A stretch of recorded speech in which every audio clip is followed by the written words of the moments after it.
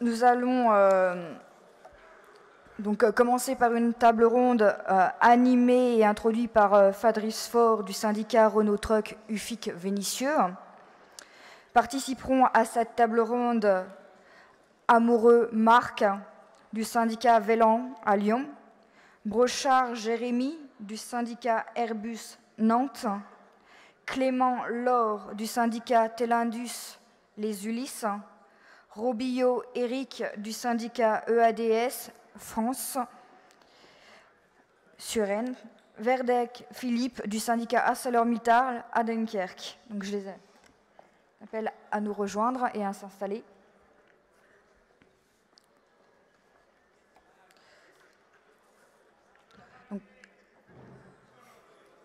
Table ronde sur les enjeux de syndicalisation des ICT. Quel plan de travail faut-il engager pour une véritable dynamique? Donc, je laisse parole à Fabrice. Bonjour à tous. Bien, donc effectivement, à cette table ronde, donc, on va commencer donc, par Laure Clément, qui est à ma gauche, qui est de l'entreprise Telindus Les Ulysses dans l'Essonne. Ensuite, il y a Philippe Verbeek d'ArcelorMittal Dunkerque, donc dans le Nord. Ensuite, il y a donc Jérémy Brochard d'Airbus Nantes 44. Donc, ensuite, il y a donc Éric Robillot de ADS sur Aisne dans le 92. Et enfin, donc Marc Amoureux, entreprise Velan à Lyon dans le Rhône. Voilà, donc je vais très simple, très court. Je vais essayer de faire une petite intro là, pour le thème de cet après-midi. Et ensuite, donc, il y aura l'ensemble de mes camarades qui vous feront aussi les témoignages par rapport à leur expérience sur le thème de cet après-midi. Donc, tout d'abord, je pense que les chiffres, vous les avez en tête, mais il faut quand même savoir que donc, la métallurgie, c'est 1 450 000 salariés. Avec aujourd'hui, on est à peu près à 50% d'ICT. Et il y a 315 000 ingénieurs et cadres. Donc en 10 ans, la métallurgie, on a perdu malheureusement 400 000 emplois. Mais par contre, les IC, eux, ont progressé de 80 000 dans les effectifs. Donc, par exemple, la part des IC en 2000, c'était 15,5%. Et en 2010, il représentait 22,5%. Quelques éléments en plus d'actualité avec les projets sur les régions. Donc l'Île-de-France, évidemment, est la première région en emploi d'ICT, avec beaucoup de sièges sociaux, des grosses entreprises de la métallurgie. Ensuite, il y a une autre région, c'est donc Midi-Pi, mais avec une concentration importante des salariés sur Toulouse liée à tout ce qui est l'activité aérospatiale. Ensuite, il y a la PACA, avec beaucoup d'emplois qualifiés et beaucoup dans l'aspect aussi informatique, notamment avec IBM. Et il y a la Rhône-Alpes, donc qui est la deuxième région après l'Île-de-France de concentration de métallos, avec beaucoup d'électronique et de VI. Voilà. Et la Rhône-Alpes qui concentre aussi beaucoup de recherche et développement.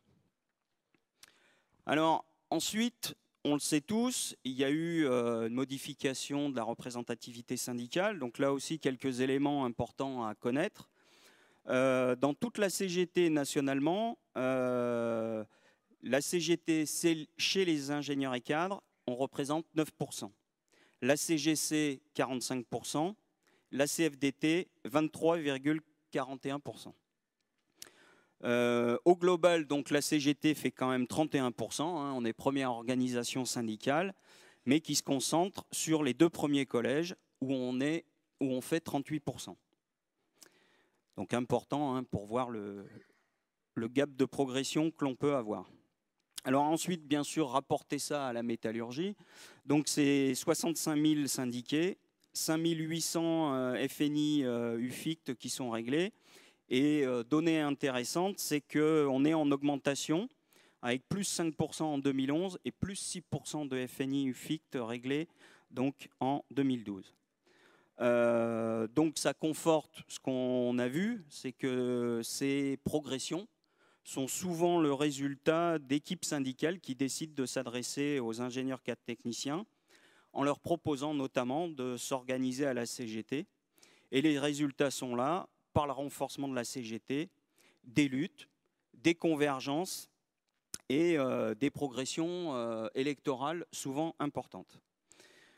Donc par rapport aux enjeux du renforcement et du poids électoral, le Congrès fédéral donc, propose un plan de syndicalisation des ingénieurs CAD techniciens qui soit celui de toute la fédération, dans toutes ses composantes, à tous ses niveaux.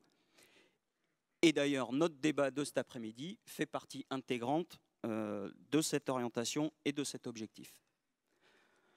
Alors, conception, métallurgie du travail avec l'UFICT, donc ça remonte à loin. Hein. Je vous rappelle Ambroise Croizat, hein, qui était secrétaire de la métallurgie, qui en 1937 avait déjà jeté les bases de ce qui sera validé en 1960-1963 par la CGT dans la forme d'organisation actuelle de la syndicalisation des ICT dans la CGT.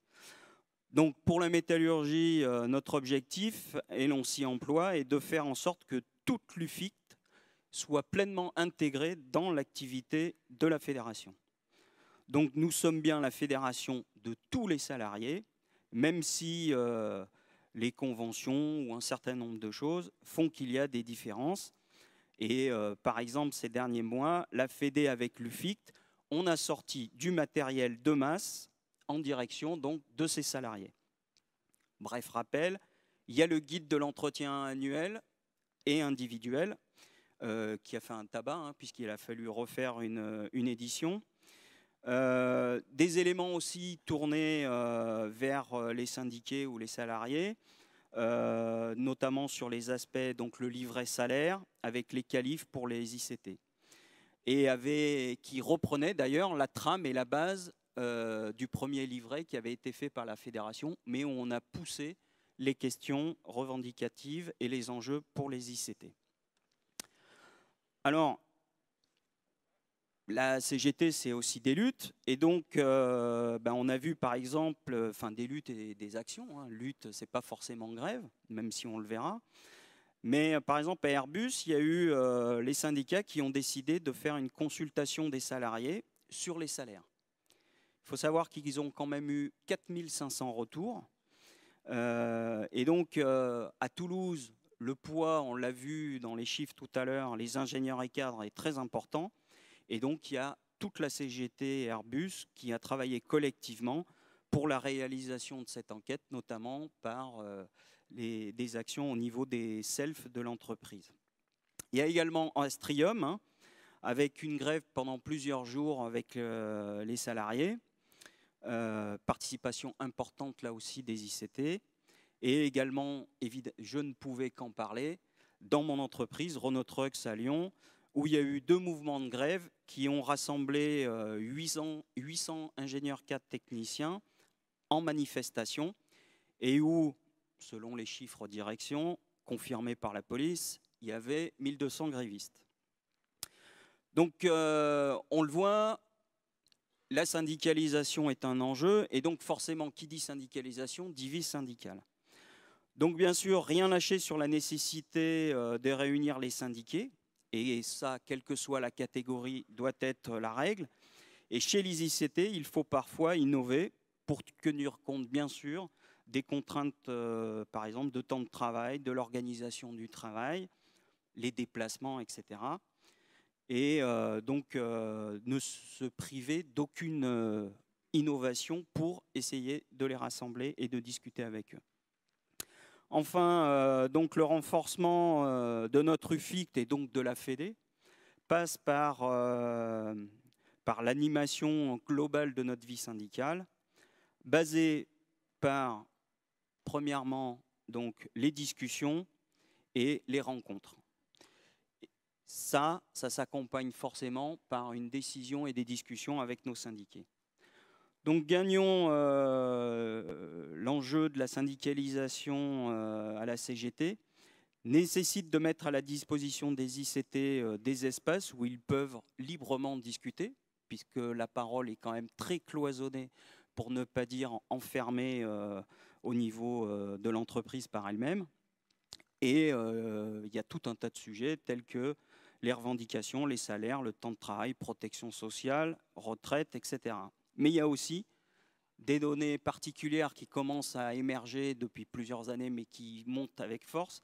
C'est la question de l'engagement professionnel et aussi la question de la remise en cause des stratégies patronales. Mais ce matin, le débat a bien développé sur ces aspects industriels. Il y a aussi les pistes alternatives à creuser, qui sont à choisir avec les ICT, donc des formes de mobilisation adaptées, mais en ne s'interdisant rien, on l'a vu, ils sont capables aussi de faire grève. Enfin, et pour finir, donc les hommes, pour planter un petit peu pourquoi à l'époque Ambroise Croizat avait planté les bases de l'organisation des ICT dans ce qu'on appellera aujourd'hui le spécifique, c'est parce que les hommes, ils ont toujours cherché à révolutionner le travail, mais avec deux exigences, qui est la nécessité de manger, de se loger, c'est ce qui fait qu'on doit travailler, mais aussi l'émancipation du travail. Et je pense que ça, c'est une donnée aujourd'hui qu'on a besoin de pousser, de revisiter, de mettre en avant, parce que c'est lorsque ces deux convergent chez les salariés que le mouvement populaire imprime sa marque face aux enjeux d'aujourd'hui. Il nous faut à nouveau travailler à la popularisation de ces deux exigences, satisfaction des besoins et émancipation. Par exemple, la maîtrise du temps de travail comme outil de connaissance et aux besoins de temps libre dans la crise actuelle, il nous faut le reconstruire, la cohérence revendicative et aider le salariat. Il faut l'aider à se penser comme pouvant être un vecteur, un acteur de ces transformations dans tous les aspects du travail. Sans occulter l'aspect du désir, entre guillemets, qui existe dans le travail, le plaisir du travail bien fait, et qui aujourd'hui est complètement percuté par les organisations du travail mises en place par le patronat.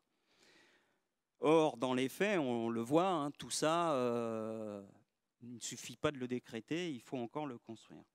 Mais syndicalement, aussi, il faut qu'on s'interroge sur parfois, est-ce qu'on n'a pas tendance à prioriser un petit peu trop, enfin un petit peu trop par rapport à des déséquilibres, ça ne veut pas dire qu'il ne faut pas s'en occuper, mais les questions de l'emploi, du pouvoir d'achat et effectivement beaucoup plus difficilement à pousser le débat, par exemple, sur les qualifications. Alors que, rappelons-nous, n'est-ce pas ce qui s'est fait au début du 19e siècle avec le repère CGT des 8 heures de travail qui a donné sens à l'émancipation du travail pour l'ensemble des salariés et par l'articulation donc qu'ils ont pu faire sur le salaire et le temps de travail. Et après, bien sûr, est venue la question des congés payés. L'enjeu est donc toujours d'actualité et nous avons des propositions. Sachons les partager avec les syndiqués, les salariés, pour les faire grandir. Voilà. Donc, je propose qui se sent le premier attaqué. Eric? Jérémy? Allez. T'as un micro là, Jérémy. C'est bon?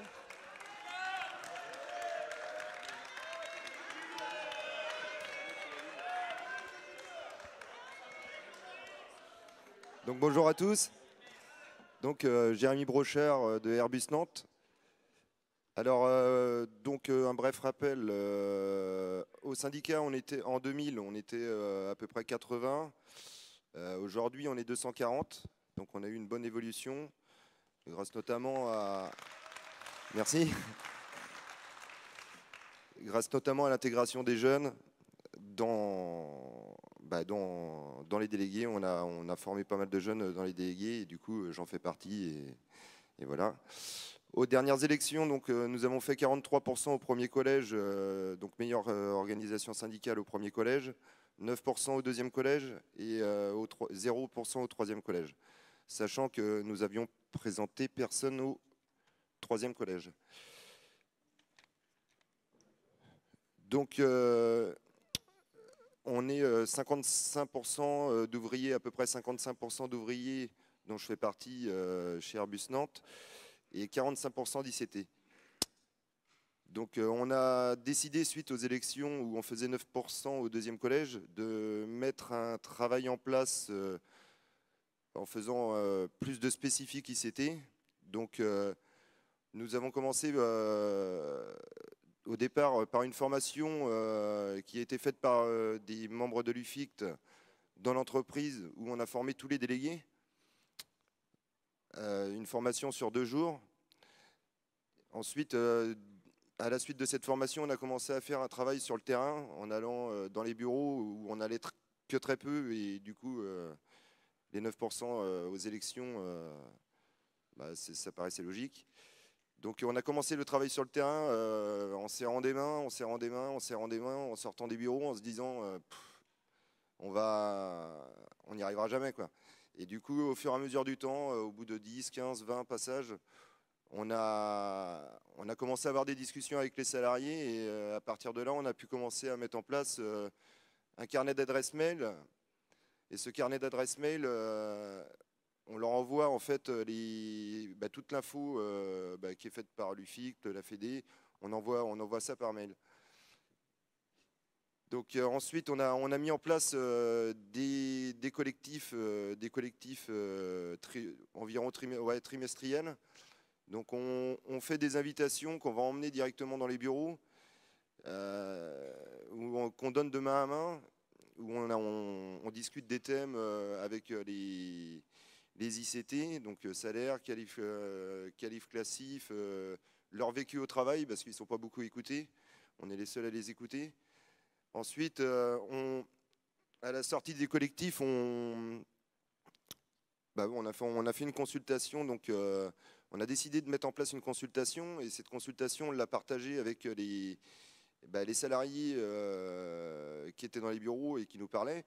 Du coup, on a conçu la consultation avec les salariés. Et derrière,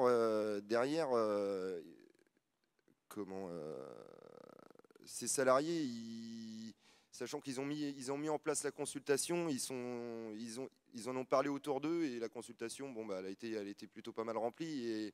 Et derrière, on a fait une restitution de la consultation en collectif, et donc voilà. Le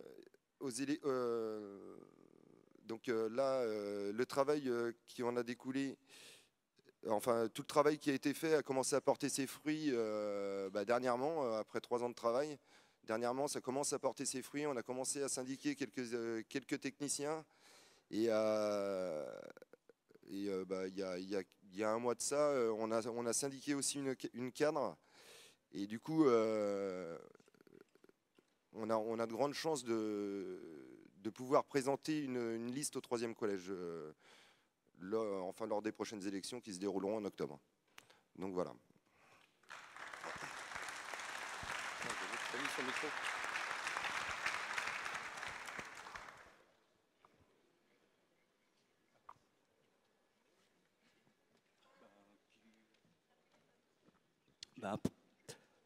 Expérience intéressante sur ce qu'on disait sur la vie syndicale, qui montre qu'il faut de l'assiduité et poursuivre. Peut-être, Marc, venir maintenant sur un aspect revendicatif à travers ton expérience à Velan. Bien, bonjour à tous. On m'a demandé de venir présenter ce qui se passe chez nous.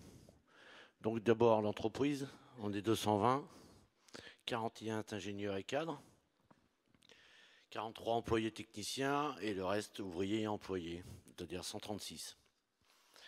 En réalité, la bagarre, elle résulte de la loi sur les 35 heures, donc il y a 14 ans, où il y a eu une simple réduction d'1 heure, 6 jours RTT pour l'ensemble, cadre y compris, à l'époque.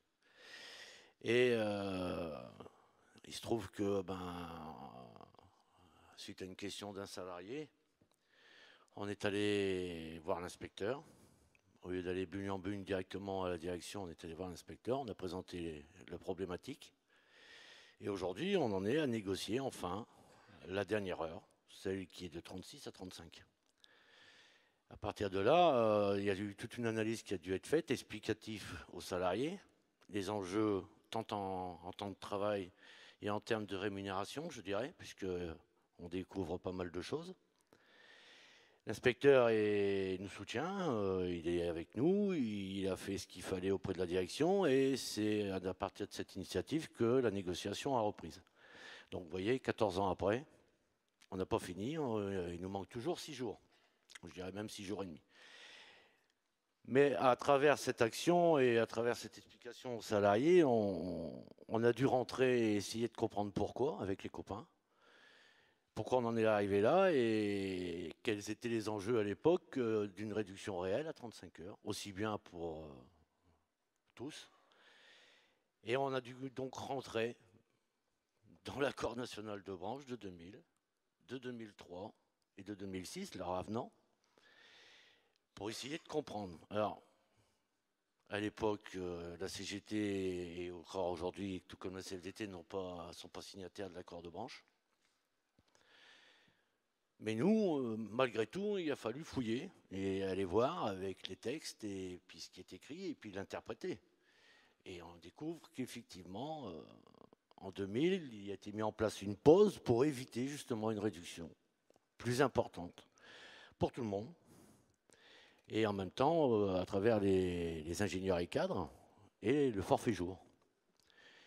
Et on pense sérieusement aujourd'hui que c'est le forfait jour qui a déterminé la direction à imposer une pause de 12 minutes par jour, non badgée, payée, mais non badgée, qui a servi de maintien de salaire, nous dirons, à travers l'étude des fiches de paye, c'est ce qu'on a fait, et qui a entraîné aujourd'hui une 50aine de salariés au tribunal des prud'hommes, justement pour le paiement de cette 36e heure. Et l'audience est dans une semaine. La première audience est dans une semaine. Donc, il y a une bagarre, et à travers cette bagarre, on s'est posé la question comment s'adresser aux salariés, parce que faire un seul tract en essayant de résumer quelque chose qui date depuis 14 ans, dont une majorité de salariés n'y étaient pas présents.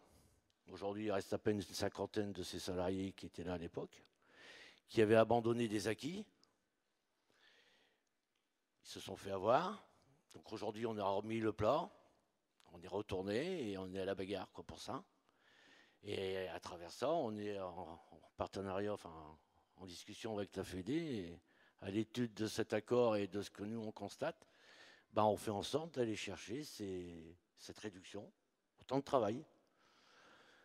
Donc voilà, ça c'est la bagarre, elle existe, elle a demandé du temps, elle a demandé des explications, elle a demandé des contacts, elle a demandé de discuter, comme pour tout le monde, avec tout le monde, avec des ingénieurs, surtout les ingénieurs. Les cadres, c'est très difficile, même les anciens. Et puis en même temps, découvrir des choses, quoi. Je veux dire, avec Fabrice, on est régulièrement sur le qui-vive. Pour terminer, pour vous donner un exemple, pourquoi l'enjeu il est important. On en a vu un la semaine passée, suite à une visite de l'inspecteur du travail. 223 jours, contrat de travail 218, avec des choses à l'intérieur dont on ne sait pas d'où ça vient, des repos compensateurs, des RCP, des PRC, enfin bref, des trucs phénoménaux. Et un total, parce que chez nous, tout le monde a été décidé à badger, cadre y compris, tout le monde badge. Un total de 2300 heures effectuées par ce jeune ingénieur, 30 ans, sur l'année 2013. Donc, je crois que la bagarre sur le temps de travail, oui, voilà, 53 jours gratuits, on va dire, donnés, et travaillés par ce salarié, et 6 jours d'RTT. Donc, je crois qu'il y a toute une analyse et puis une volonté aussi d'aller plus loin, et on ne va pas lâcher, parce que de toute façon, à travers cette réduction qui n'a pas été faite, on découvre que le nombre de jours d'RTT, à mon avis, a été la raison principale pour les ingénieurs et cadres à l'époque, La mise en place de forfaits mensuels, forfaits annuels, avec des heures non payées, effectuées, non rémunérées à travers les contrats de travail. Enfin bref, on est en train de découvrir, comme on dit, un gros lièvre. Ah, on va le lever, on l'a levé, on va aller jusqu'au bout, parce qu'il n'est pas hors de question que sur 14 ans, tout partout ailleurs, je ne sais pas, même si depuis le début de cette semaine, on entend la perte de jours d'RTT, la perte dans les bagarres. Nous, c'est l'inverse.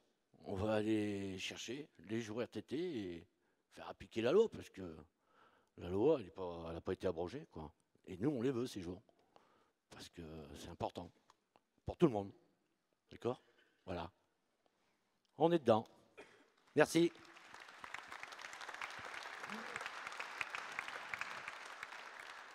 Merci Marc. Donc on voit l'enjeu revendicatif et notamment le besoin pour que les salariés se mobilisent, de se saisir aussi de leur contrat de travail et de ce qu'il y a dedans pour leur expliquer et en même temps pouvoir ainsi valoriser les repères CGT. Philippe? Bien, donc je vais vous faire un petit tour d'horizon par rapport à la sidérurgie et notre implantation au niveau des ingénieurs et cadres et techniciens. D'abord, pour planter le paysage, c'est effectivement, de manière traditionnelle, j'ai envie de dire, une filière où on a des difficultés à s'implanter chez les ingénieurs et cadres en termes de syndicalisation et aussi en termes d'échanges dans la boîte et de représentation et de candidature aux élections professionnelles, bien qu'on ait quasiment dans pas mal d'établissements en France des listes qui sont composées au 3e collège. Et par exemple, sur l'établissement de Dunkerque, au sein d'ArcelorMittal, on a des élus 3e collège. Alors, ce ne sont pas des ingénieurs au sens propre du terme d'un point de vue diplôme, j'ai envie de dire. Mais ça a été un passage cadre au forfait horaire, par exemple, hein, que certains connaissent, je pense, dans leur boîte. Et donc, on tente de s'implanter au niveau des élections professionnelles dans cette catégorie du personnel. Ceci dit, moi, je voudrais revenir... alors, pour préciser, pardon, parce que j'étais sur ingénieur cadre technicien, au niveau des techniciens, on a une bonne implantation partout dans nos entreprises en termes non seulement de syndicalisation, mais de représentation aussi du personnel dans les instances au niveau de la CGT. Je voudrais revenir par rapport au débat qu'on a eu ce matin par rapport à l'industrie, et Fabrice parlait de la stratégie, enfin de la réflexion par rapport à la stratégie des groupes. Je crois que c'est actuellement dans la sidérurgie une porte d'entrée pour nous, pour nous crédibiliser au niveau de ces populations ingénieurs et cadres. Je pense au travail qu'on a fourni sur le cas Florange, par exemple. Hein, on en a parlé suffisamment dans les précédentes interventions avec les collègues. ArcelorMittal, Ascométal, mais je monte un petit peu d'un cran au niveau de l'analyse qui est développée par la CGT. C'est la question de l'interaction entre les syndicats et l'État, le gouvernement, par rapport à ces enjeux sur la sidérurgie, qui est une activité, comme on l'a déjà démontré, stratégique pour l'industrie. Je pense tout simplement au travail que la CGT a fourni par rapport au rapport fort qui avait été demandé par Bercy sur l'analyse de la situation sur Florange et sur la question qui était posée de la nationalisation partielle, enfin ou temporaire éventuellement sur Florange, mais aussi qui reposait la question de la nationalisation de la filière tout entière, hein, en tant que filière stratégique, et donc de l'apport qu'a pu avoir la CGT auprès des services de Bercy pour développer une analyse très fouillée de la situation et planter nos revendications.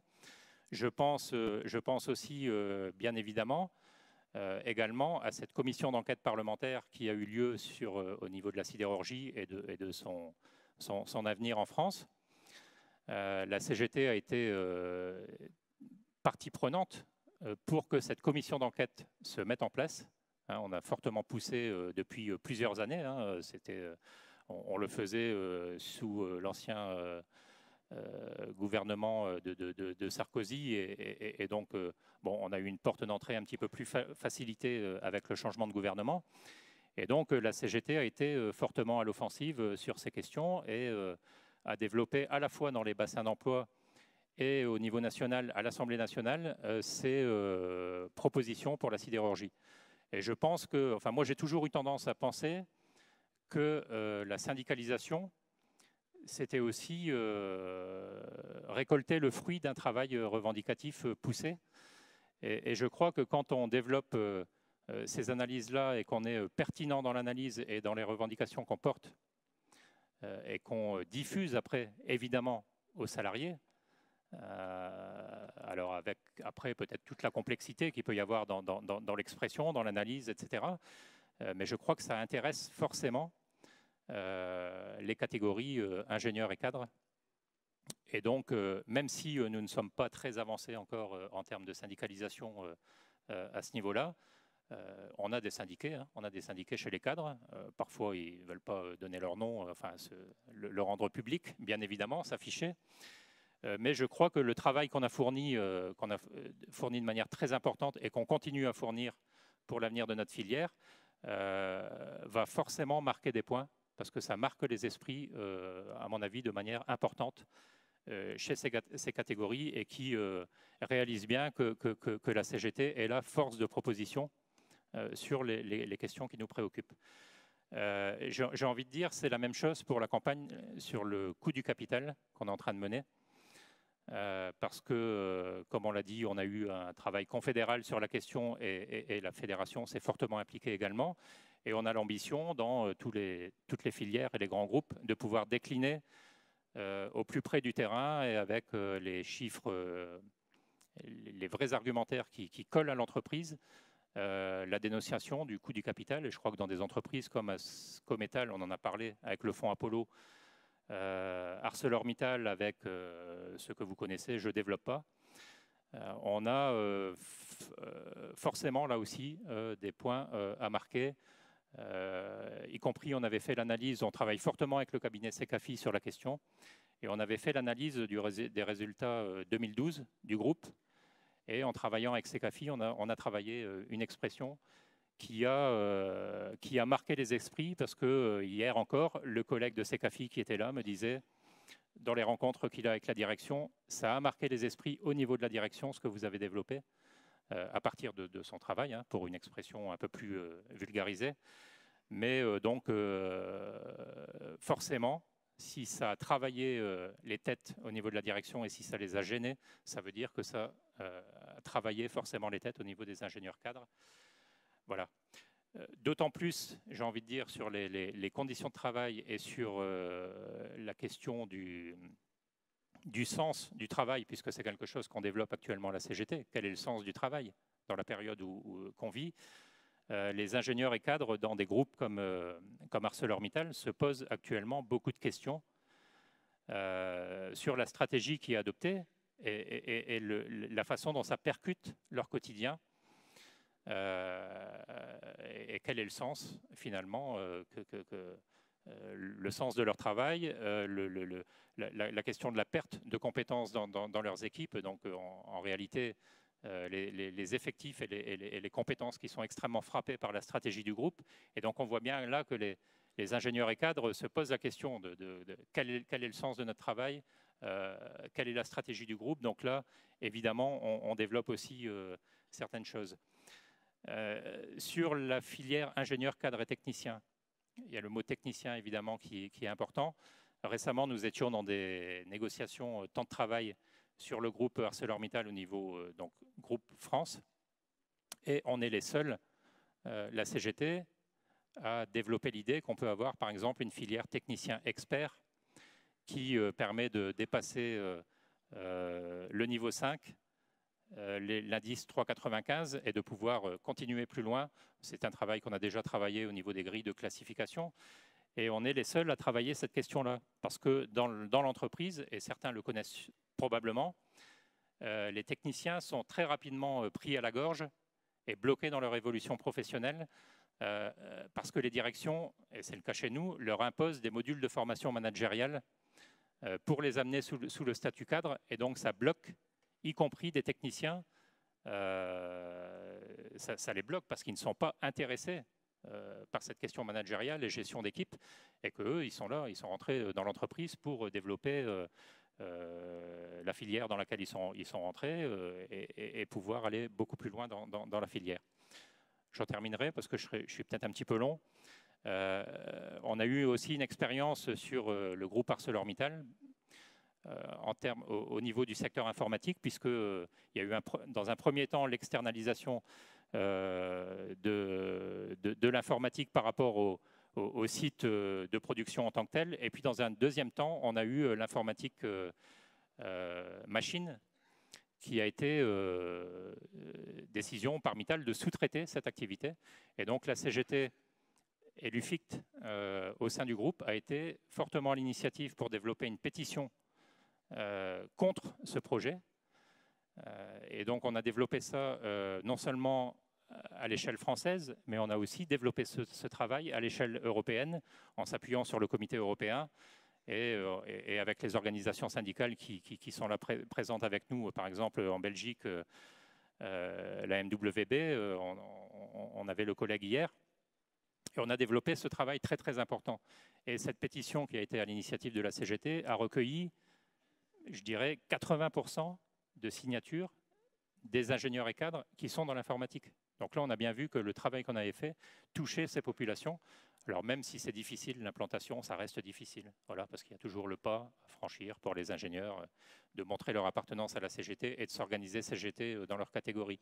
Mais en tout cas, on voit bien qu'on a la capacité sur le plan revendicatif, de faire avancer la situation chez ces catégories. Voilà, merci.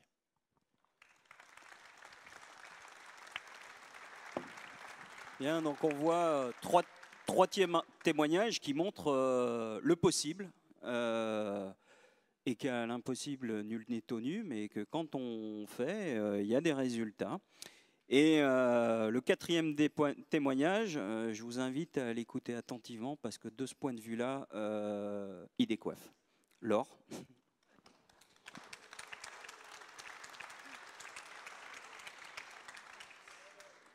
Alors nous avons chez Telindus créé une base nouvelle l'été dernier, en juillet 2013, à l'occasion des élections professionnelles. Jusqu'à présent, le terrain était conquis par la CFDT, ultra majoritaire à plus de 85%, et le reste, c'était la CGC-CFE.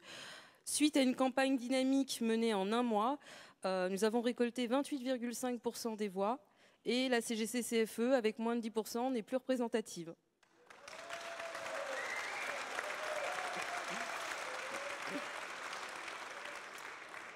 Alors, les facteurs de notre succès ont été multiples. Déjà, on a choisi de ne pas répondre aux attaques de la CFDT et on a constaté que, loin de nous décrédibiliser, ils ont fait notre publicité en parlant de nous aux salariés. On a aussi occupé le terrain et pour intéresser une population composée à plus de 80% d'ICT et surtout des IC, on a travaillé à renverser les idées reçues sur la CGT. Par exemple, on tractait en offrant des bonbons. Alors ça peut sembler vraiment une idée surprenante, mais au moins elle a pour mérite de nous avoir permis de donner des tracts à des salariés qui, sans cela, ne les auraient jamais pris. Et bon...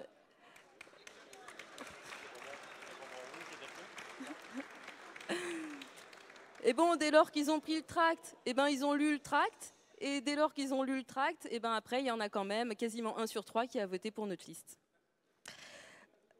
Ça a aussi contribué à donner une image sympathique et joyeuse de la CGT, enfin vraiment à renverser toutes les idées reçues qu'ils ont de par les médias ou de par le formatage qu'ils ont depuis leur enfance.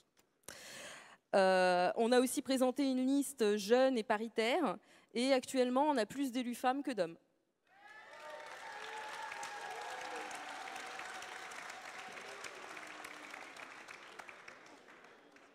Alors, après l'élection, la direction a d'abord voulu faire comme si on n'existait pas. nous signifiant que puisque la signature de la CFDT suffisait pour signer des accords, eh ben, ça voulait dire qu'on n'était pas représentatif.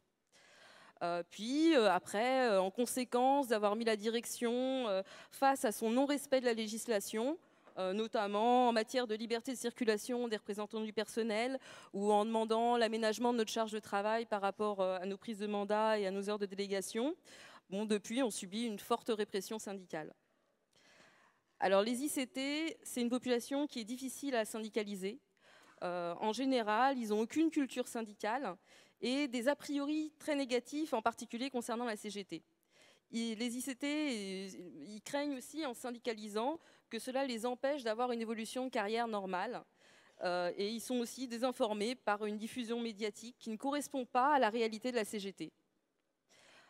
Cependant, on a des très bons outils à notre disposition, tels que le livret salaire et qualification de l'UFICT, qui a été largement diffusé et je ne connais aucun salarié Telindus qui a refusé de le prendre, y compris des managers. Parce que évidemment, en fait, la plupart des salariés, leur bulletin de salaire, ils ne le comprennent pas. Et donc moi, quand je donnais ce livret, je l'ouvrais sur la page où il y a le bulletin de paye, et puis je disais aux salariés, mais est-ce que tu comprends ton bulletin de paye? Et en fait, bon ben voilà, ils l'ont tous pris le livret. Et ça permet aussi, parce qu'à la fin du livret, il y a le côté revendicatif de la CGT. Et donc, en plus de les informer par rapport à comment lire le bulletin de salaire, en même temps, ça pousse les revendications de la CGT. Il y a également le livret sur les entretiens annuels d'évaluation qui a été diffusé et très apprécié. Parce que l'entretien annuel, c'est un sujet qui est très important chez les ICT. C'est un sujet qui est aussi sujet souvent d'appréhension pour les salariés. Parce que ces entretiens, en fait, ils servent généralement à culpabiliser le salarié pour lui en demander toujours plus. Alors il y a aussi l'autre côté, donc par rapport au fait que justement il y a ce manque de culture syndicale. Pour moi, il est vraiment essentiel d'inciter les syndiqués, les élus et tous les salariés à utiliser leur congé pour formation économique, sociale et syndicale. Moi personnellement, je ne suis pas dans le syndicalisme depuis longtemps. Jusqu'à présent, j'ai suivi 2 stages. Le premier de niveau 1 à l'Union locale des Ulis et la formation CHSCT au centre Benoît Frachon. À l'Union locale des Ulis, j'étais la seule ICT autour de la table. Et ça a été un échange extrêmement enrichissant. Déjà, il m'a fallu démystifier l'image encore bien ancrée du cadre encadrant. C'est-à-dire que dès lors que j'ai dit cadre, ça y est, on imaginait comme le cadre encadrant, de mèche avec la direction, qui a choisi son camp contre la CGT. Pour laisser la place à l'image des ICT d'aujourd'hui dans leur très grande majorité, qui d'ailleurs n'encadrent en général personne, et qui, comme les autres catégories, subissent la pression du patronat. En fait, toutes les catégories rencontrent des problèmes qui ont une cause commune, qui est le capitalisme. Après, ça se traduit avec des particularités spécifiques et c'est pour ça que pour intéresser, il faut des presses spécifiques telles que celle de l'UFICT pour les ICT. Et aussi par rapport au stage CHSCT, ça m'a fait comprendre à quel point il est nécessaire que la CGT prenne sa place dans cette instance. C'est une instance très importante. Et bien souvent, les entreprises, comme chez Telindus, enfreignent la loi en ne tenant pas les registres obligatoires. Et c'est la première étape déjà pour, entre autres, dissimuler les accidents de travail et ne pas voir leur cotisation à la sécurité sociale augmenter. Également, il ne faut pas oublier qu'un accident du travail, ça peut être aussi bien psychique que physique. Et toutes les luttes qu'on a à mener concernant les risques psychosociaux. Pour conclure, à mon sens, le taux de syndicalisation bien trop bas chez les ICT et aussi dans les autres catégories a pour cause une certaine forme de perte de confiance dans les syndicats que j'analyserais comme une conséquence du fait que ce qu'on fait actuellement et qui est évidemment nécessaire, c'est de tenter de minimiser les conséquences du système capitaliste. Et il faudrait, au-delà de soigner le mal, au lieu de soigner les conséquences du mal, traiter le mal à sa racine et pouvoir proposer des solutions alternatives pour sortir d'un système qui, nous le savons, court à sa perte.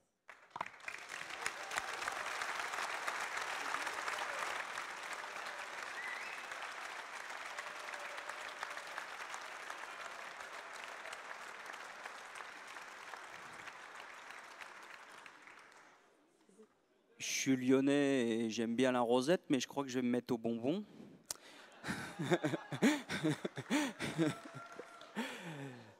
Et je suis pas le seul dans la salle. Bon, du coup, Eric, à l'applaudimètre, là, va falloir y aller. En plus, tu étais sans voix, paraît-il, hier. Donc, heureusement, elle est revenue. Donc, à toi la parole.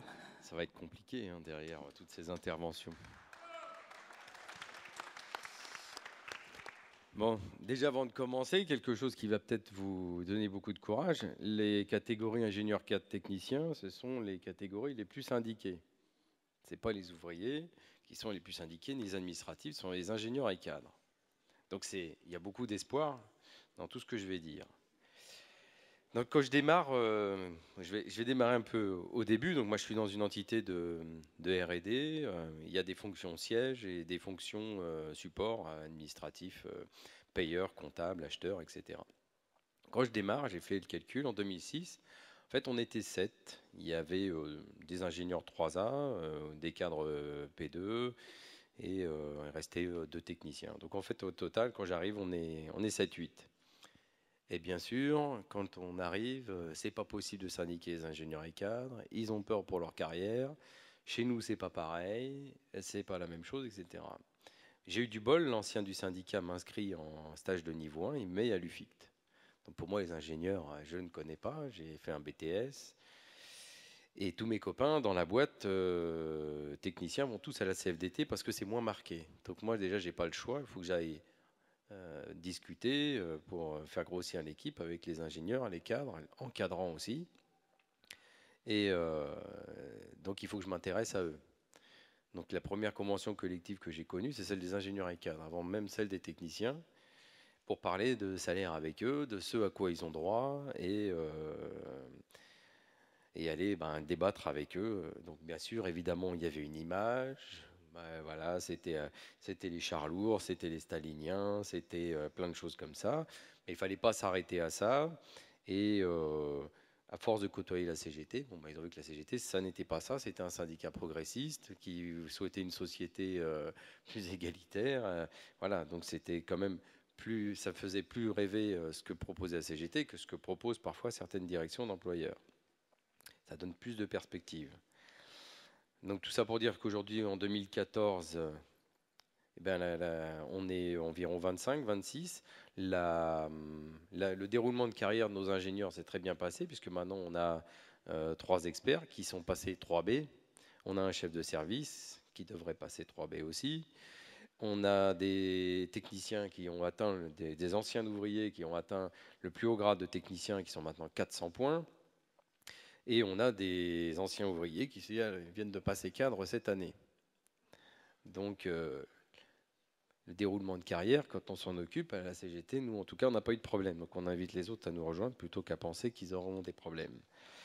Je vais vous parler un peu maintenant d'expérience que j'ai avec les ingénieurs et qu'on a mis un peu en place cette année et puis, on va dire, dans les 2 dernières années, sur tout ce qui est déroulement de carrière, suivi des déroulements de carrière, etc.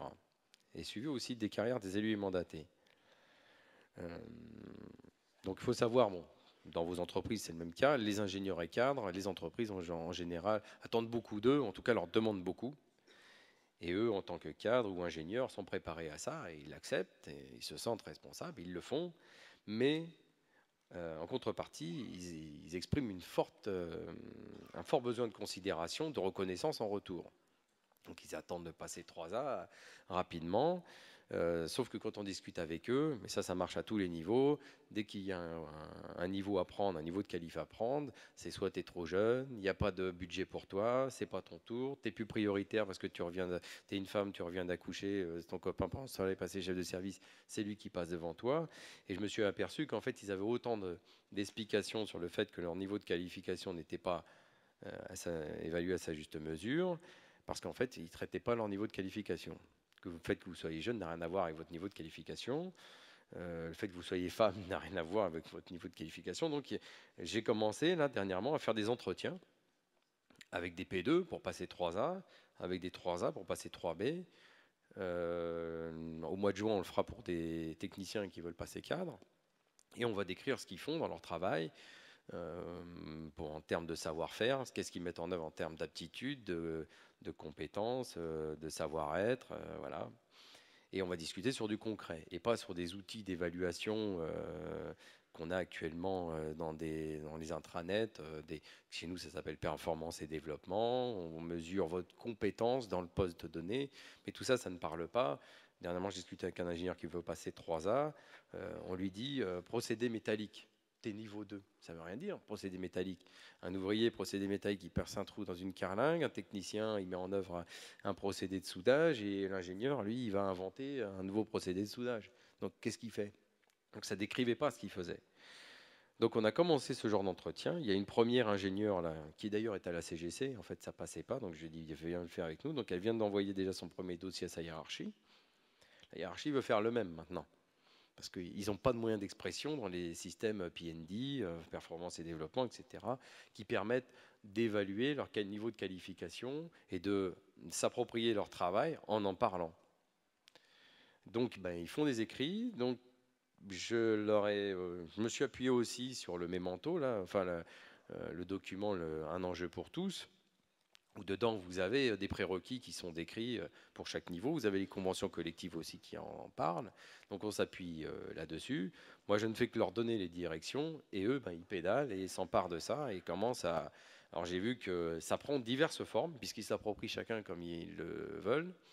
Et donc, là, en juin ou juillet, on devrait faire une réunion avec tous ceux qui ont déjà commencé à produire quelque chose qui valorise leurs compétences, leur niveau de qualification, et on va essayer d'en faire quelque chose de plus, d'en prendre le meilleur de tous, et puis d'en produire un document qui peut-être pourrait servir après à d'autres, dans d'autres entreprises. Une autre chose qu'on avait ces derniers temps, c'était que quand on cherchait évidemment des candidats ou des nouvelles personnes à faire entrer dans le syndicat, bien sûr, c'était ouais, mais on va avoir des problèmes dans la carrière, etc. Bon. Cela dit, quand on a eu des promotions, c'était parce qu'on était syndiqué, voilà, donc il y avait beaucoup de contradictions. Mais néanmoins, on s'est emparé. Nous, on a voulu valoriser quand même l'activité syndicale.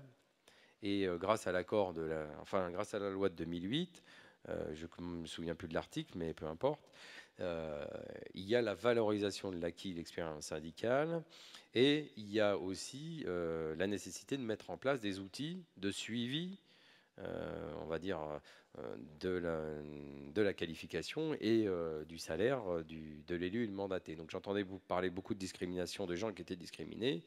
Aujourd'hui, il y a des outils, comme dit François Clerc, qui permettent de protéger l'employeur de lui-même. Donc il faut l'aider, votre patron, à se protéger de lui-même, en vous protégeant aussi, bien sûr. Et faire mettre en place ces outils, si ça n'est pas déjà fait chez vous. Donc chez nous, c'est très intéressant parce que ça nous permet d'avoir quand même, pour chaque salarié, ingénieur, cadre ou technicien administratif, etc., un outil dans lequel on peut comparer sa carrière avec ce qui est comparable, c'est-à-dire les gens embauchés en même temps que lui, à même niveau de qualification, et suivre au cours du temps où est-ce qu'il se trouve par rapport à ce nuage de points, est-ce qu'il est en dessous, au milieu, etc. Et ça permet de voir s'il y a des écarts, de mesurer au moins une inégalité et de voir ensuite si c'est une inégalité pour discrimination ou si c'est le fait du hasard, enfin bref.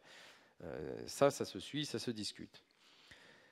On a aussi la volonté de faire prendre en compte l'expérience syndicale et on essaye de faire monter les compétences de nos syndiqués par la formation économique, sociale et syndicale. On a beaucoup d'ingénieurs, de cadres, enfin de salariés en général, qui s'intéressent à ce qui se passe dans la société, qui veulent mieux comprendre la macroéconomie, la microéconomie, le droit du travail.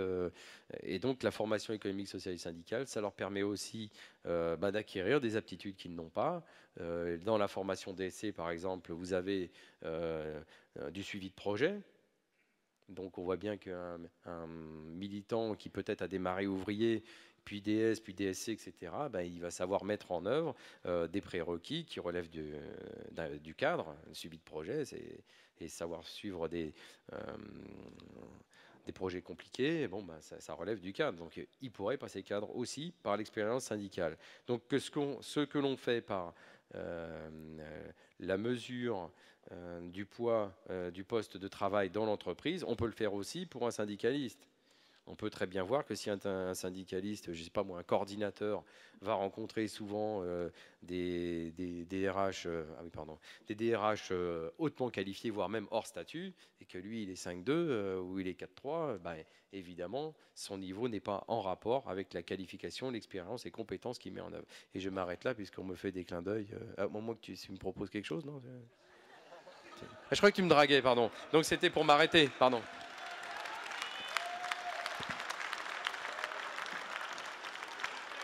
Je vois, Eric, que tu es bourré de qualifications et de compétences, puisqu'en un clin d'œil, tu as compris que il fallait que tu arrêtes.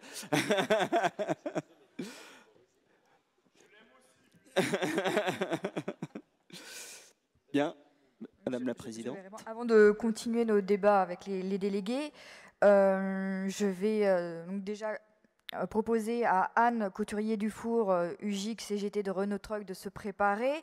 Je vais rappeler quelques points. 3 minutes pour les interventions, pas plus. Il y a un grand nombre qui doivent passer. Nous sommes à 1h20 d'intervention actuellement. Je rappelle sur les termes de la couleur bleue.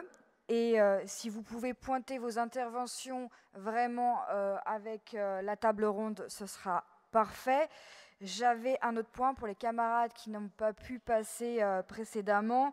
Au niveau des interventions, vous pouvez toujours les remettre auprès des camarades du secrétariat à ma droite. Donc j'appelle donc Anne Couturier-Dufour à se préparer et se prépare par la suite Moleslin Michel d'Astrium Toulouse. Moleslin. Merci. Parfait.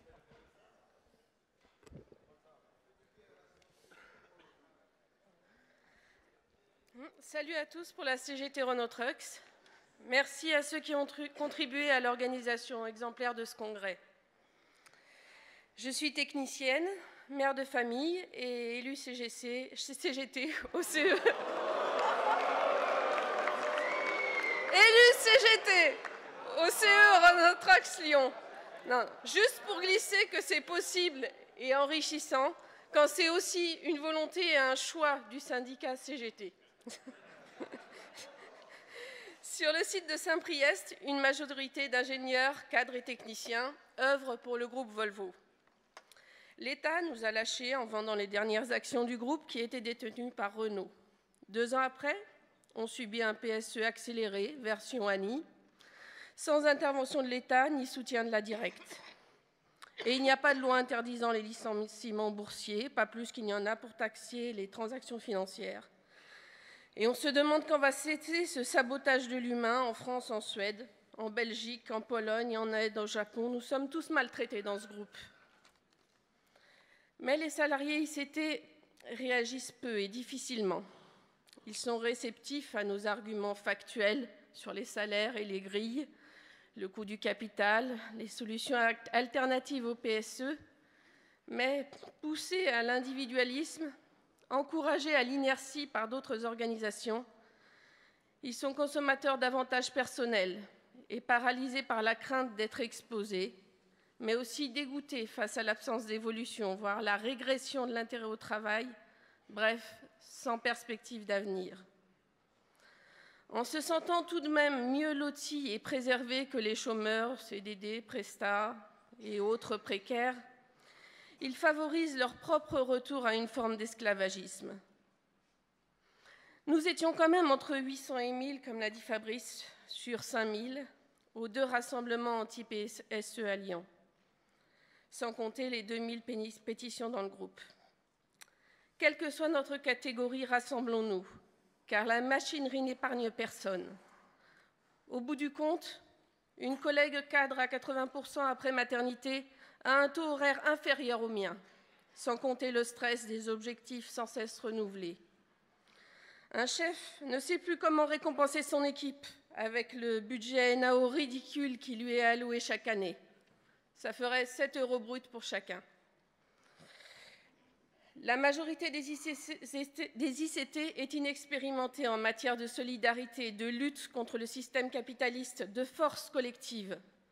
Leur rééducation à la matière n'est pas évidente et demande du temps, alors qu'il est plus qu'urgent pour eux d'abandonner la compréhension des enjeux économiques du groupe pour s'ouvrir au progrès social, au mieux vivre ensemble au travail, et pour laisser à nos enfants une société plus évoluée socialement que celle que nos grands-parents nous ont laissée. Seule la CGT accompagnera les ICT dans cette démarche pour laquelle ils n'ont pas été conditionnés au départ. Alors, essayons encore.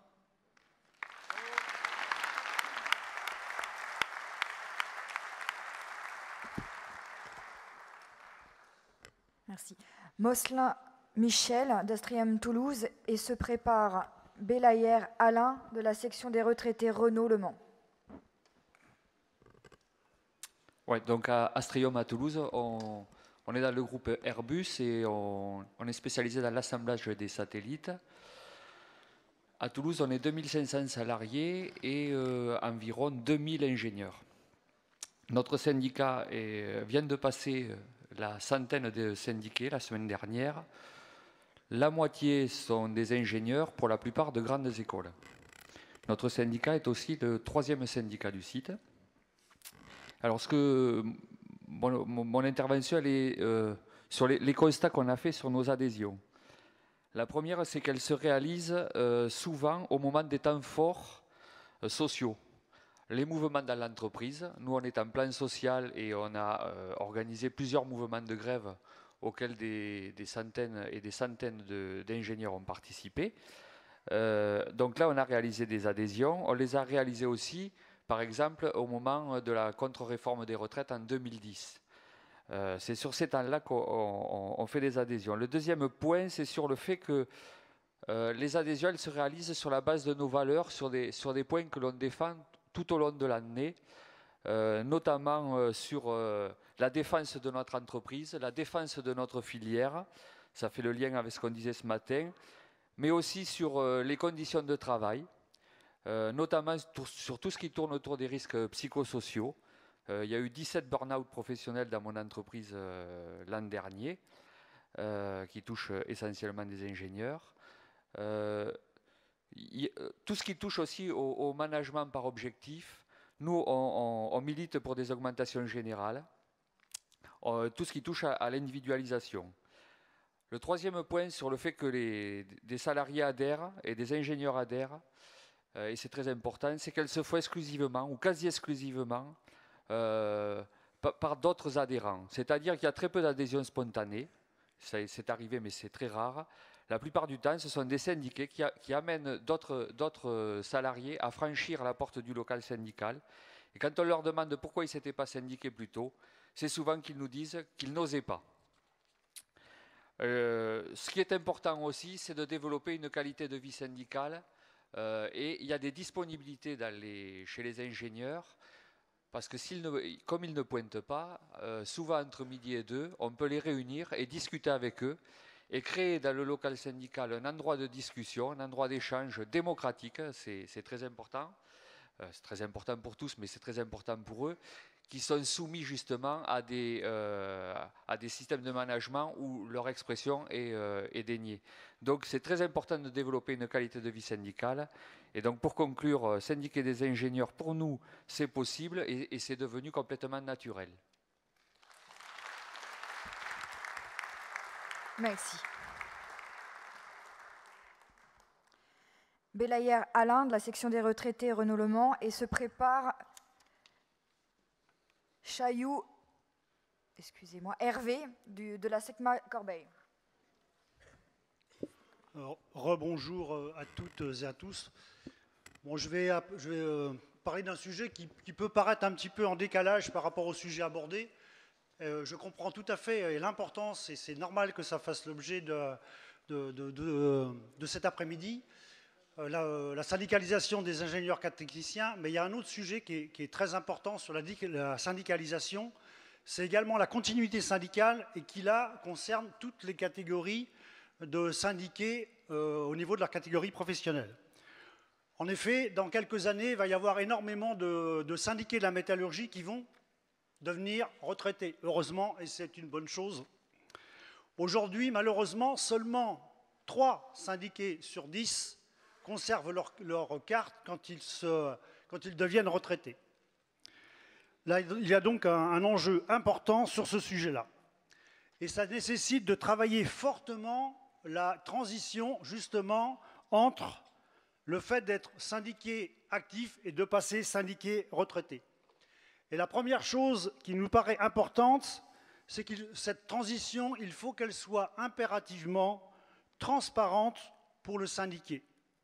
Ce qui n'est pas le cas aujourd'hui parce que ça se traduit souvent d'abord par une rupture d'adhésion et après une resyndicalisation chez les retraités. Et ça, c'est très mauvais pour la syndicalisation. Et pour cela, ça nécessite de travailler très en amont pour connaître les retraités potentiels, donc un travail entre syndiqués actifs et syndiqués retraités, et des rencontres très en amont. Deuxième problème, une fois qu'on a qu'on a amené des syndiqués dans les sections de retraités, encore faut-il les conserver. Et là, pour ça, il faut impérativement avoir un lieu de rencontre, camarades.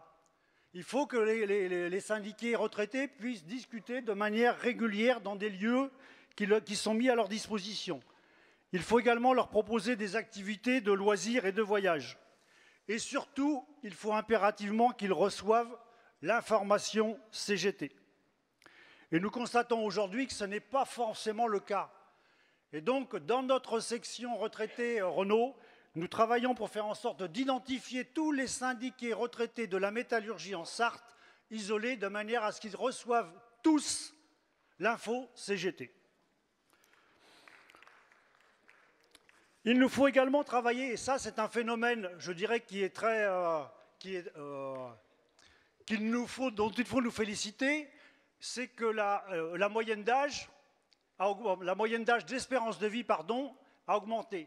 Ce qui fait qu'aujourd'hui, on a de plus en plus de retraités dans nos sections âgées. Un exemple, chez nous, dans notre section syndicale, on a 15% de nos retraités qui ont plus de 80 ans. Oui, oui, camarades, on en est. Voilà, mais c'est une bonne chose. Ils sont souvent très riches, ils ont été syndiqués pendant 50 ou 60 ans. Camarades, je vais te Donc, demander ils ont des choses de à apporter. conclure, s'il te plaît. Oui, ça y est, je termine. Donc il faut absolument que par rapport à ces salariés âgés, qu'on ait une démarche syndicale différente. Voilà, ça veut dire qu'il y a plein de pain sur la planche, il faut qu'on travaille, il y a énormément de choses à faire. Merci. Merci bien. Chailloux Hervé et se prépare Warner Sylvain de Uso-WOM Barin.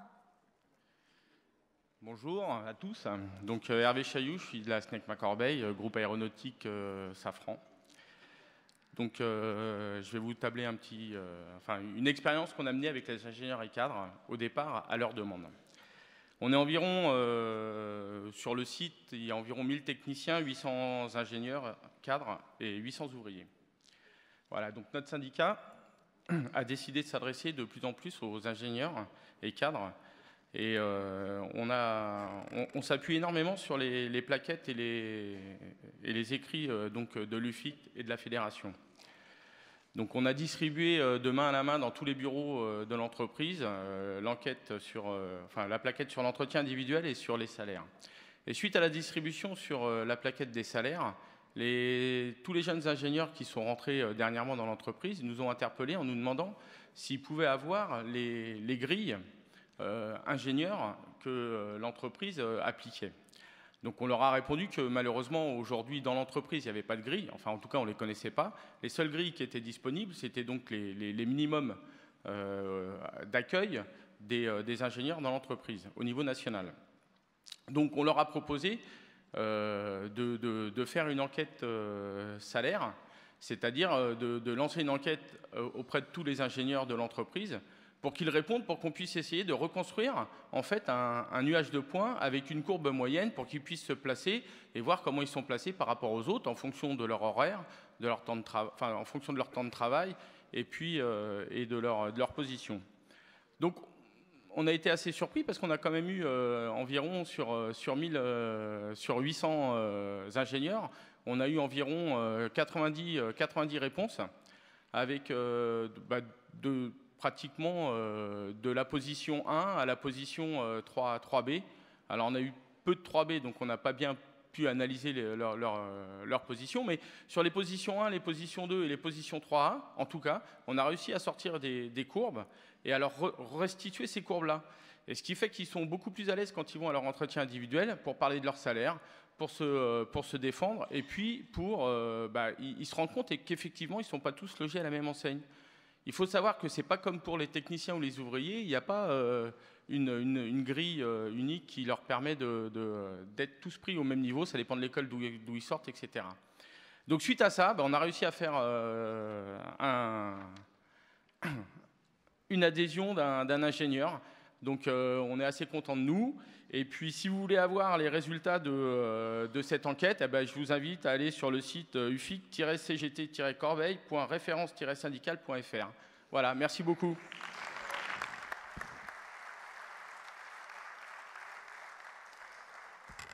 Merci. Werner Sylvain et se prépare Doliger José du local Argentan. D'accord. Oui, alors par rapport aux ICT, on voit quand même que la fédération a quand même mis déjà à disposition, avec la vie syndicale, plusieurs outils. Aussi, qu'on peut utiliser par rapport au module de formation qui existe. Et on peut aussi dire aussi par rapport au congrès qui s'est tenu de l'UFIT, qui a ramené beaucoup d'éléments, que les débats étaient très riches et qui peuvent nous servir pour justement faire la syndicalisation. Alors maintenant, on parle un peu du terrain. Sur le terrain, on constate que quand on consulte les salariés, qu'on se prend un peu le temps, qu'on arrive à débattre, on voit quand même que on a les mêmes difficultés, qu'on rencontre exactement les mêmes attentes. Alors bien sûr, à d'autres niveaux. Souvent, c'est vrai que quand on pense qu'on vient de niveau 1 au niveau 2, on se dit voilà, le problème c'est que tout ce qui est CAR, ICT, c'est dans un autre monde, ils n'ont pas le même souci que nous. Et bien au contraire, quand on commence à discuter, on voit quand même qu'il y a la pression, qu'il y a bien sûr, on a toujours les mêmes difficultés. Par contre, c'est vrai que si on ne va pas à la rencontre de cette catégorie et qu'on ne débat pas avec eux, c'est vrai qu'il n'y aura pas ce lien qui va se créer et cette attente, puisqu'ils préfèrent écouter, entre guillemets, le son de cloche à la direction au début, puisqu'ils se disent « je suis seul, je vais essayer d'avancer par moi-même, je vais y arriver ». Et puis au bout du compte, non, ce n'est pas le cas. Mais c'est partout comme ça. C'est aussi bien au niveau des ouvriers que l'ingénieur et cadre. C'est juste en débattant, en discutant qu'on se rend compte qu'on a les mêmes difficultés, les mêmes objectifs, et que c'est ensemble qu'on peut arriver à faire bouger les choses. Ensuite, par rapport au développement industriel, quand on constate justement que c'est très difficile de faire avancer les choses, on constate bien que quand on est replanté dans toutes les catégories, c'est là qu'on arrive à faire avancer les choses, puisque c'est là qu'on a la connaissance réelle de l'entreprise, de l'outil de travail, et qu'on peut faire avancer les choses. Voilà. Alors sur ce, bonne continuation.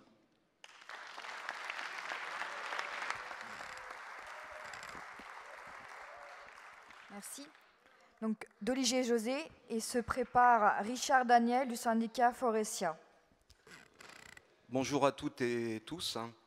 Je suis chef des ventes commerce de voitures, concession Renault à Alençon. C'est une filiale du groupe Bonne-Mère qui emploie un petit peu plus de 1200 salariés sur l'ouest de la France. Le 22 avril 2013, j'ai été victime d'un très gros pétage de plomb.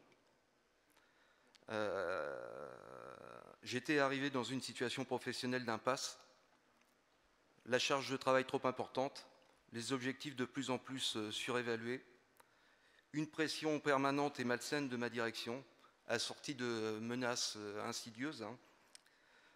Principaux griefs contre moi, ne pas casser du salarié, être trop gentil, trop compréhensif.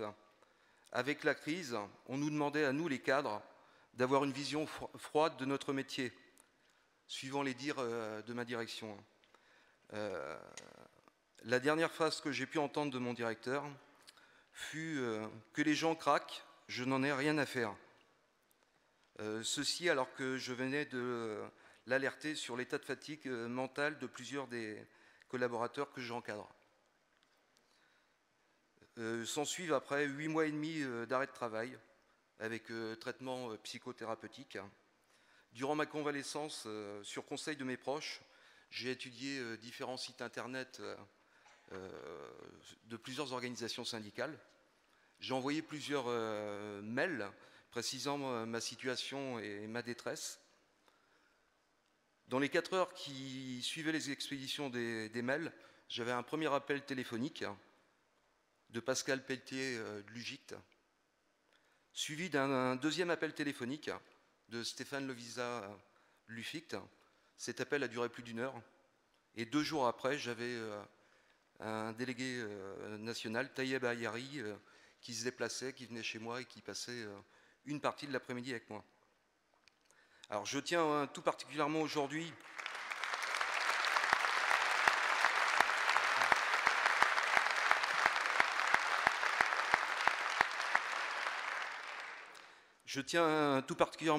à les remercier tous les 3, ainsi que Denis Leblanc. Sans eux, j'aurais eu beaucoup de mal à remonter la pente. J'ai repris mon poste le 6 janvier dernier. Lors de la reprise, j'ai été accueilli par le DRH de mon groupe, qui d'entrée m'a proposé une transactionnelle, que j'ai immédiatement refusée. En effet, au mois d'octobre, j'avais pris ma carte CGT auprès de mon UD, ayant en point de mire les élections DPCE dans mon entreprise qui devaient se tenir fin février. Ces élections ont eu lieu. J'ai réussi, 3 camarades employés ont pris leur carte CGT, on a monté une liste. Les 3 camarades ont été élus. Moi, j'ai fait 40% du collège cadre premier tour.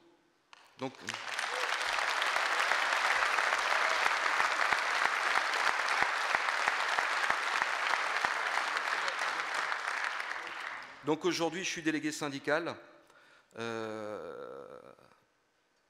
Mon entreprise, c'est la première fois qu'il y a une représentation syndicale. Les premières NAO sont débutées. Alors ce que je voulais aussi dire, c'est que mon cas n'est pas isolé.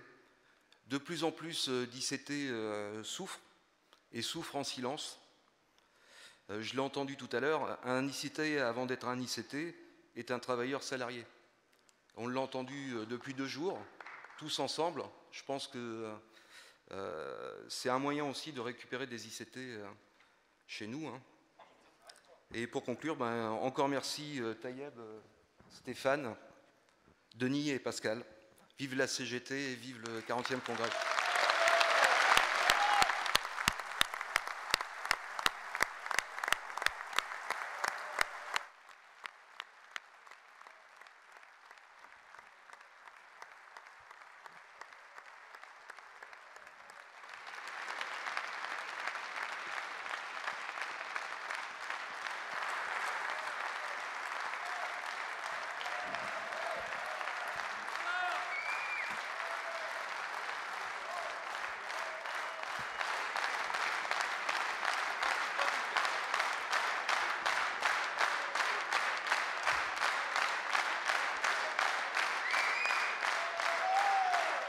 Merci. Merci. Donc je vais demander à Richard Daniel de prendre le micro et se prépare Marmez Maryse de ZFF Boutéon. Bonjour, Daniel Richard, responsable des fabrications chez Trigano Remorque et membre du collectif Métaux Région Centre. Chez Trigano, nous sommes 100 salariés et avons créé notre syndicat CGT en 2010 avec 4 adhérents. Aujourd'hui, nous sommes 40 adhérents, dont 4 ICT. Cette poussée de syndicalisation n'est pas venue toute seule.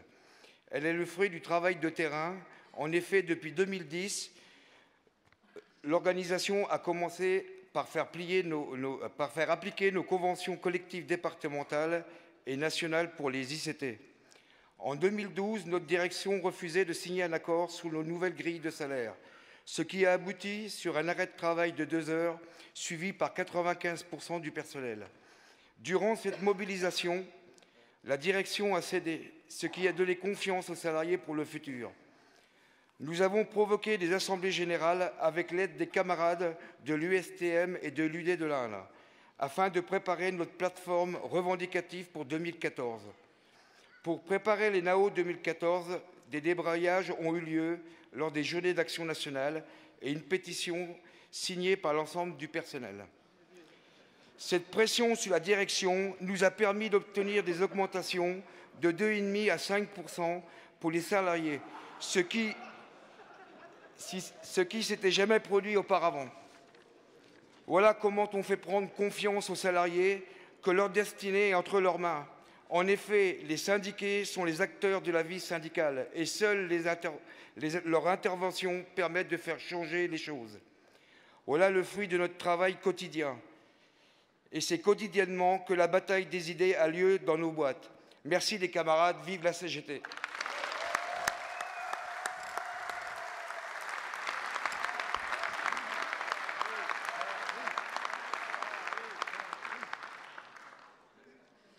Donc, Marmez Maryse et se prépare Villeguier Laurence du syndicat CGT Technocentre Guyancourt. Alors, Marmez Maryse de l'USTM Loire 42. Bonjour à tous. Dans la Loire, comme dans les autres départements, le salariat change. Le nombre d'ouvriers diminue alors que celui des techniciens, des ingénieurs et des cadres augmente. Ce phénomène n'est pas nouveau et l'UFICT, à la demande de notre USTM, y a décentralisé, il y a déjà quelques années, 7 ou 8 ans, une formation de base. Même si ce ne sont pas les militants de boîte que nous avions ciblés qui ont participé, nous n'avons pas eu de difficulté pour avoir des participants. Il y avait de la demande et cette formation a été suivie par un agent de maîtrise et 11 camarades ouvriers. La formation avait été appréciée et nous pensions que c'était gagné et que nous allions avoir, au moins dans les entreprises dans lesquelles travaillaient ces militants, une activité spécifique en direction des ingénieurs, des cadres et des techniciens. Il n'en a rien été. Dans le département, nous n'avons qu'une entreprise, Siemens, où les ICT sont très largement majoritaires. Dans la plupart, le cadre, parce qu'il ne participe pas à l'action, parce qu'il ne donne pas l'augmentation, parce qu'il véhicule les positions du patron, etc., est vu comme un adversaire, un valet du patronat. Et les directions, qui ne sont pas bêtes, entretiennent et cultivent cette opposition. Sans faire du spécifique, nous avons des techniciens et quelques rares ingénieurs et cadres isolés dans nos syndicats. Mais il faut bien l'avouer, la plupart de nos syndicats, pour ne pas dire tous, parce qu'ils ne s'adressent pas à eux spécifiquement, parce qu'ils ne les consultent pour ainsi dire jamais, parce qu'ils ne prennent pas en compte leurs revendications spécifiques, parce qu'ils ignorent la double nature, contribuent à les jeter dans les bras de la direction et de la CGC notamment. Pour autant, au dernier congrès de l'USTM, le 10 avril, il y a eu quelques interventions de camarades qui disent, parce qu'ils s'aperçoivent que la majorité de la CGT au CE s'amenuise, qu'ils vont devoir s'occuper de ces catégories. C'est une démarche prise à l'envers, mais si elle permet de sensibiliser nos syndicats. D'autre part, notre USTM, suite à son congrès, a décidé que la question des ICT allait être l'affaire de toute l'USTM. Enfin, dans le cadre d'une initiative du collectif des métaux de la Rhône-Alpes pour la syndicalisation des ingénieurs, cadres et techniciens, un syndicat de notre département a été ciblé et s'est porté volontaire pour servir de test et engager une action sur la durée pour la syndicalisation des ICT. Il est trop tôt pour dire quel en sera le résultat. Ce sont autant de faits qui montrent que les choses évoluent dans le bon sens et nous incitent à ne pas baisser les bras. Merci.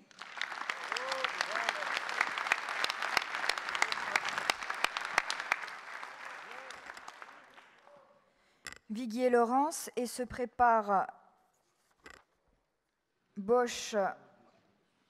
C'est trop. Bon. Excusez-moi. Hein? C'est trop. Odillon, merci, excusez-moi. Odillon, du syndicat Airbus, non, excusez-moi.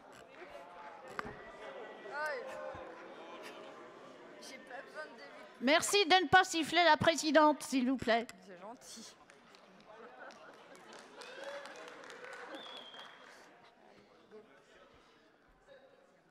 Bonjour camarades. Les enjeux de la syndicalisation des ingénieurs, cadres et techniciens se placent dans un contexte de 8200 suppressions de postes chez Renault, dont 2000 dans les bureaux d'études et le tertiaire. Au Technocentre, nous sommes 10 000, dont 70% d'ingénieurs, cadres et techniciens. Aujourd'hui, c'est de faire plus de travail avec moins d'effectifs comme partout. C'est une politique de harcèlement contre tous les travailleurs qui est appliquée. La direction nous sollicite fortement à partir. Les réorganisations s'enchaînent au cours desquelles les chefs annoncent les suppressions de postes et la nécessité pour chaque salarié de se trouver lui-même un nouveau poste. La direction externalise des secteurs entiers et contraint les salariés à démissionner. Renault essaye de faire croire que les ingénieurs et cadres et techniciens auraient une place à part, qu'ils auraient eu leur mot à dire dans les décisions de l'entreprise. Mais Renault ne les consulte pas sur le blocage des salaires, les suppressions de postes ou le déménagement de sites comme le bureau d'études à Rueil où il y a 1200 travailleurs. Nos camarades de Rueil, personne ne leur a demandé s'ils voulaient faire des kilomètres en plus pour aller travailler à Guyancourt. Ils subissent comme tous la politique de la direction. Ils ne sont pas décideurs. Ceux qui décident vraiment sont une minorité dans les conseils d'administration.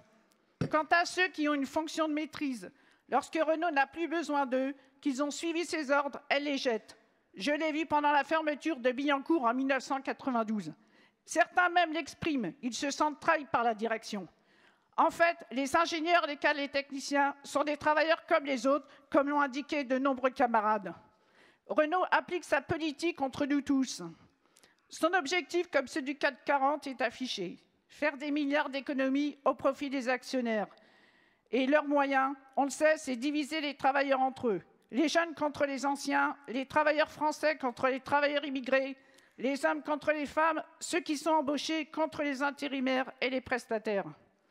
Alors face à Renault, comme dans toutes les entreprises, pour construire ce rapport de force contre le patronat et le gouvernement, nous avons besoin à la CGT d'être plus nombreux.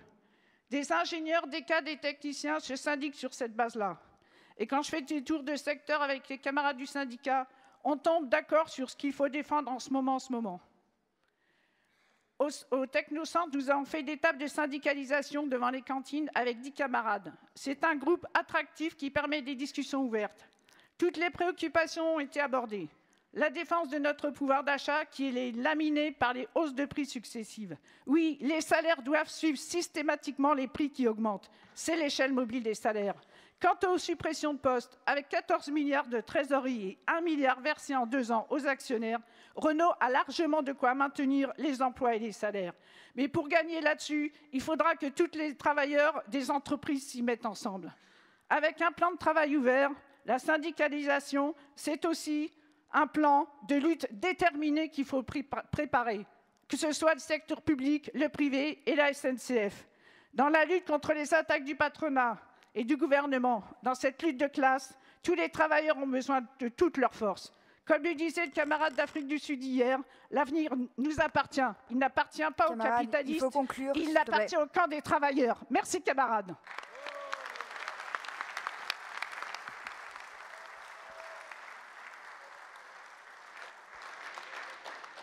Donc, Bosch-Dillon du syndicat Airbus Note et se prépare Gauger-Stéphane du syndicat des Ors. Alors c'est Odilon, mais j'écris super bien, donc c'est normal. Donc faisant partie du même syndicat que Jérémy, il y a peut-être des trucs qui vont se répéter un petit peu. Hein. Donc Jérémy nous disait qu'on était presque 240, on est exactement 237 aujourd'hui. Donc pour arriver à ce nombre, nous avons travaillé sur plusieurs axes.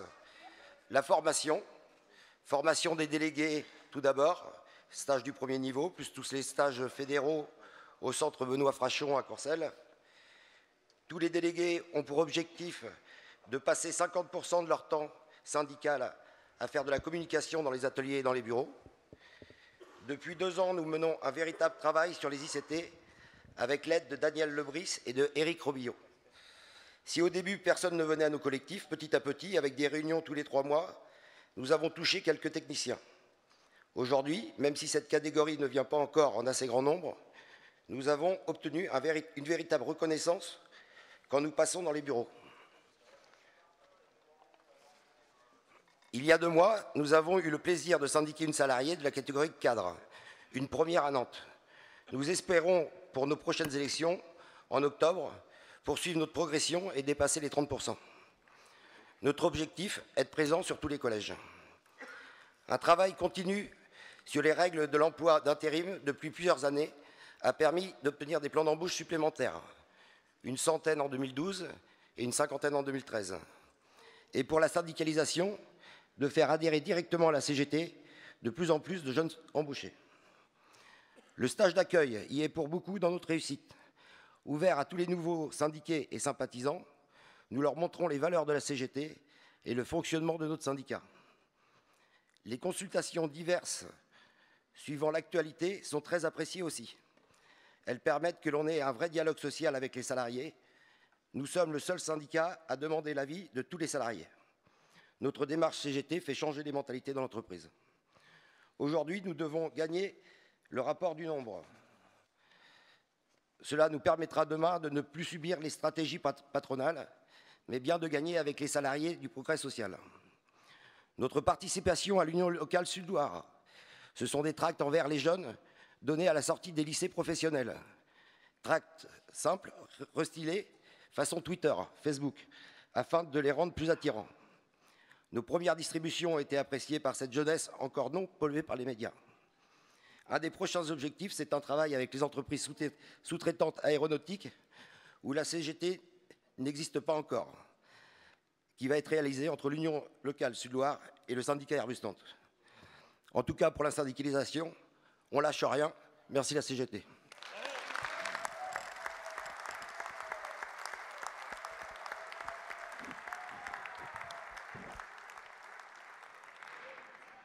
Gauger Stéphane, et c'est le dernier intervenant avant la pause.